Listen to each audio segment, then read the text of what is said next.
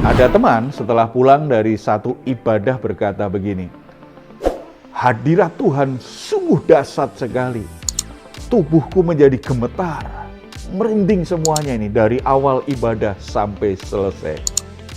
Pertanyaannya, apakah orang yang mengalami hadirat Tuhan pasti seperti itu? Harus seperti itu? Tentu saja tidak. Tanda jelas orang yang mengalami hadirat Tuhan adalah hidupnya pasti berubah. Baik secara rohani, jiwani maupun jasmani. Ada sesuatu yang berubah dalam hidupnya.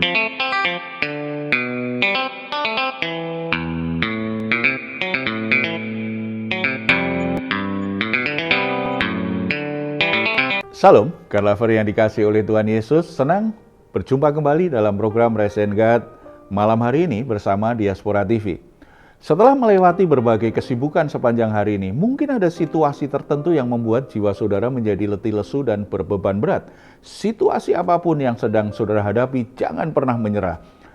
Sebab Tuhan mengundang kita untuk mengalami kelegaan.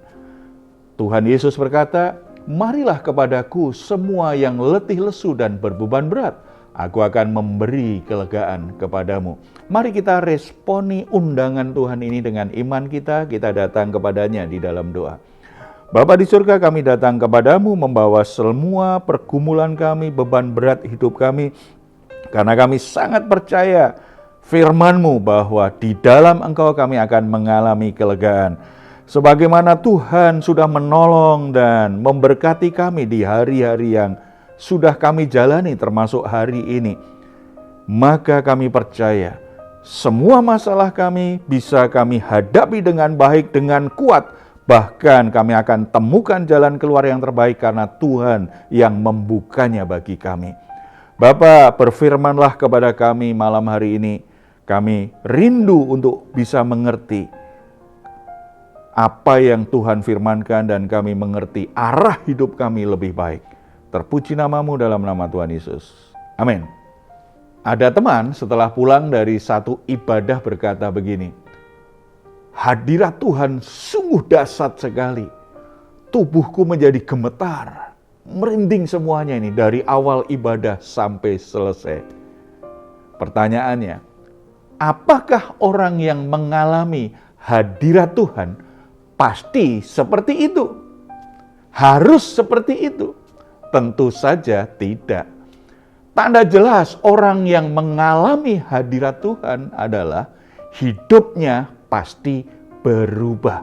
Baik secara rohani, jiwani maupun jasmani. Ada sesuatu yang berubah dalam hidupnya. 1 Tawarikh pasal 16 ayat 1-6 itu memberi gambaran kepada kita bagaimana orang mengalami hadirat Tuhan. Setelah bertahun-tahun sejak tabut Allah hilang dalam pertempuran, tabut itu dikembalikan dan diletakkan di tengah-tengah kemah suci atau tabernakel. Berarti lambang kehadiran dan kemuliaan Allah dipasang kembali pada tempatnya yang tepat di antara orang Israel. Setelah itu Daud mempersembahkan korban bakaran dan korban keselamatan. Korban bakaran berbicara tentang pengudusan, persembahan pendamaian berbicara tentang persekutuan. Ini adalah hari pengudusan dan persekutuan yang besar antara umat Israel dengan Allah yang Maha Kudus. Ketika Daud mengalami kehadiran Tuhan, mengalami lawatan Tuhan, maka hatinya meluap dengan kasih baik kepada Allah yang Maha Kudus itu maupun kepada umat Israel. Jadi dari perikop ini kita bisa menemukan kebenaran yang hakiki. Orang yang mengalami hadirat Tuhan, yang pertama, menjadi berkat bagi orang-orang di sekitarnya. Kita baca ayat yang ketiga. Lalu dibagikannya kepada setiap orang Israel, baik laki-laki maupun perempuan, kepada masing-masing sekeping roti sekerat daging dan sepotong kue kismis. Setelah memberikan persembahan korban syukur, korban bakaran dan korban keselamatan, Daud membagi-bagikan sekeping roti, sekerat daging, dan sepotong kue kismis.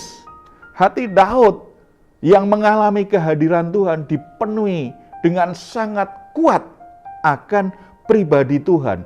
Allah adalah kasih. Ketika Daud mengalami hadirat Allah, maka kasih Allah itu memenuhi hatinya. Dan ini menggerakkan dia untuk berbuat kasih, untuk memberikan sesuatu kepada umat Israel yang hadir di kemah suci pada waktu itu. Jadi jelas, ketika orang mengalami kehadiran Allah, hatinya dipenuhi dengan kasih terhadap sesama, terhadap orang-orang di sekitarnya. Ada banyak orang Kristen yang menjadi batu sandungan karena mereka terlihat sepertinya orang yang rajin beribadah, sangat saleh, tetapi sayangnya kehidupan sosialnya sangat buruk, menjadi batu sandungan. Mereka tidak peduli dengan orang-orang di sekitarnya. Mereka tidak peduli dengan orang-orang miskin, orang-orang lemah, orang sakit, orang-orang yang tersesat. Mereka tidak mau ambil tanggung jawab terhadap rumah tangganya, sibuk dengan urusannya sendiri.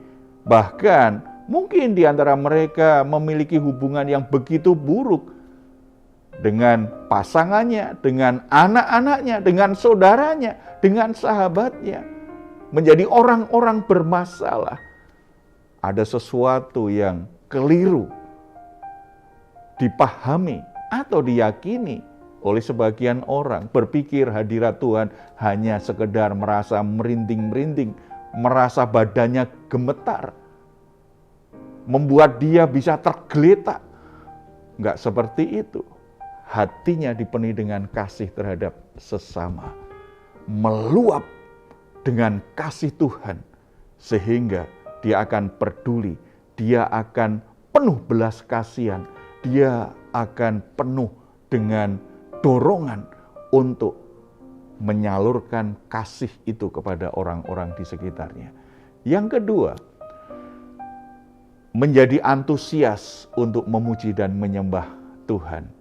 Orang yang mengalami hadirat Tuhan menjadi sangat antusias hatinya memuji menyembah Tuhan. Kita baca ayat 4-6. Juga diangkatnya dari Lewi itu beberapa orang sebagai pelayan di hadapan tabut Tuhan untuk memasurkan Tuhan Allah Israel dan menyanyikan syukur dan puji-pujian baginya. Kepala ialah Asap dan sebagai orang kedua ialah Sakaria, lalu Yaiel, Semiramot, Yehiel, Matika, Eliab, Benaya, Obed Edom, dan Yeiyei yang harus memainkan gambus dan kecapi. Sedang Asap harus memainkan ceracap, dan Benaya serta Yahasiel, imam-imam itu selalu harus meniup nafiri di hadapan tabut perjanjian Allah itu. Daud setelah mengalami hadirat Tuhan, kemudian dia ada dorongan yang kuat untuk memuji menyembah Tuhan. Makanya dia memilih beberapa orang Lewi untuk fokus memperingati hal-hal besar, menyuarakan dengan pujian, memasurkan nama Tuhan. Daud juga menunjuk Asap menjadi kepala tim penyembahan di kemah suci. Asap dan keturunannya kemudian tercatat sebagai pencipta 12 Mazmur Perjanjian Lama. Daud ingin di kemah suci selalu terdengar pujian penyembahan kepada Tuhan. Jadi jelas sekali saudara-saudara, orang yang mengalami hadirat Tuhan, orang yang mengalami jamahan Tuhan, orang yang mengalami lawatan Tuhan, hatinya berubah dari sebelumnya hanya berpusat pada egonya, pada dirinya sendiri, tidak peduli dengan orang lain, hanya memikirkan kepentingan sendiri, hanya memikirkan urusannya sendiri, hanya melampiaskan kesenangannya sendiri. Makanya tidak heran mungkin mereka akan sibuk dengan komunitasnya yang negatif atau perilakunya yang buruk. Kemudian ketika mengalami lawatan Tuhan, perjumpaan Tuhan, hadirat Tuhan, dia berubah, hatinya dipenuhi dengan kasih. Tidak berpusat pada diri sendiri, tetapi mulai mengalirkan kasih Tuhan kepada orang yang lain. Selain itu, hatinya berkobar-kobar untuk memuji dan menyembah Tuhan. Orang yang mengalami kehadiran Tuhan yang kudus, hatinya berkobar-kobar, memuji, menyembah Tuhan. Tidak hanya seminggu sekali, tidak hanya sekali-sekali, tidak hanya kalau ada event rohani seperti KKR, seperti retreat atau acara-acara rohani. Tetapi setiap hari orang yang mengalami hadirat Tuhan, setiap hari rindu memuji dan menyembah Tuhan. Semua sumber daya yang ia miliki akan ia pakai untuk bisa menyatakan pujian dan penyembahan kepada Tuhan. Dia rela mengorbankan, mempersembahkan waktunya, uangnya, fasilitasnya, harta bendanya, kemampuannya, semua yang dia miliki, dia persembahkan kepada Tuhan sebagai cara dia mengungkapkan penyembahannya kepada Tuhan. Bahkan ia akan menggerakkan atau mempengaruhi orang-orang di sekitarnya supaya mereka juga ikut memuji dan menyembah Tuhan. Dia akan bagikan hati yang menyembah itu kepada orang-orang di sekitarnya. Sebab biasanya memang semangat itu nular, dan ini semangat untuk memuji dan menyembah Tuhan. Jadi sangat aneh saudara, kalau orang berkata, aku dilawat Tuhan, aku mengalami hadirat Tuhan dalam ibadah ini, aku benar-benar berjumpa dengan Tuhan, tetapi setelah keluar dari tempat ibadah, tetap saja menjadi orang yang egois, tetap saja tidak ada kasih, tetap saja dipenuhi dengan kebencian, tidak peduli dengan sesama, tetap saja hari-harinya setelah itu hanya mengomel, mengeluh, dan tidak ada keluar dari mulutnya pujian, penyembahan, ucapan syukur, dan kata-kata berkat bagi orang di sekitarnya. Ini sesuatu yang aneh. Sebab orang yang mengalami kehadiran Tuhan akan mengalami pribadi Tuhan yang kudus, yang luar biasa, yang penuh kasih. Bagaimana dengan saudara semua? Apakah saudara sudah mengalami kehadiran Tuhan? Buktinya apa? Biarlah firman Tuhan ini menjadi alat ukur kita untuk menilai kondisi rohani kita. Mari kita datang di dalam doa. Bapa di surga, kami bersyukur karena di dalam Yesus Kristus semua hambatan untuk bisa datang menghampirimu Tuhan sudah singkirkan. Di dalam Yesus Kristus kami tidak perlu ragu, tidak perlu takut untuk ditolak. Kami boleh datang menghampirimu di tempat yang maha kudus dengan sukacita memuji dan menyembahmu. Hamba-Mu berdoa, kiranya setiap saudara-saudara yang saat ini bergabung dengan Resengat, keadaan apapun yang sedang mereka hadapi, Bapa, lawat mereka.